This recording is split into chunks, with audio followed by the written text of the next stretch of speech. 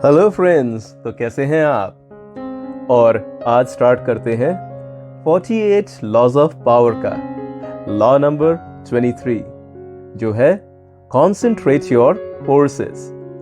तो यहां Robert Greene का कहना है कि तुमको ज्यादा और भी ज्यादा कीमती रत्न तभी मिलते हैं जब तुम एक ही माइन को गहराई तक खोदते चले जाते हो, बजाय इसके कि तुम हर बार थोड़ी सी खोदाई यहां करके फिर से दूसरी जगह तलाशने लगते हो। क्योंकि बहुत सारे थोड़े थोड़े किए गए कामों पर एक ही जगह फोकस से किया हुआ काम हमेशा भारी पड़ता है। अब रॉबर्ट ग्रीन आगे बताते हैं कि साइंटिस्ट निकोला टेस्ला, जो कि एक जीनियस थे, उनकी बर्बादी की वजह भी वो खुद ही थे, क्योंकि उनको अपनी आजादी प्यारी थी।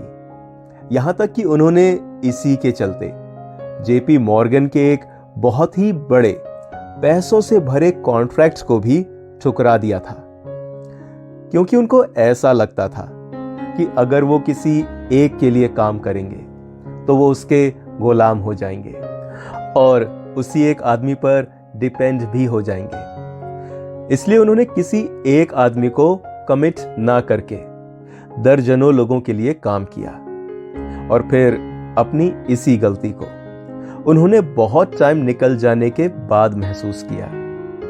और अब हम सभी इस बात को जानते हैं कि निकोला टेस्ला के बाद की जिंदगी बहुत ही दुख भरी रही, और एक करोड़पति होने के बजाय उनके आखिरी वक्त तक वो दुख और कंगाली में जिए।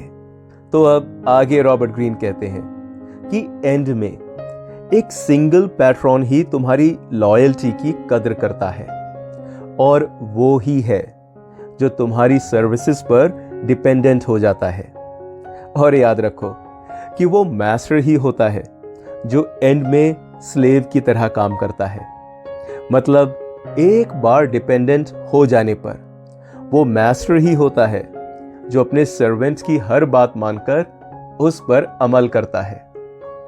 और अब इसी के साथ लॉ नंबर 23 यहीं खत्म होता है, और जल्दी मिलते हैं लॉ नंबर 24 के साथ, जो है प्ले द परफेक्ट कूर्टियर।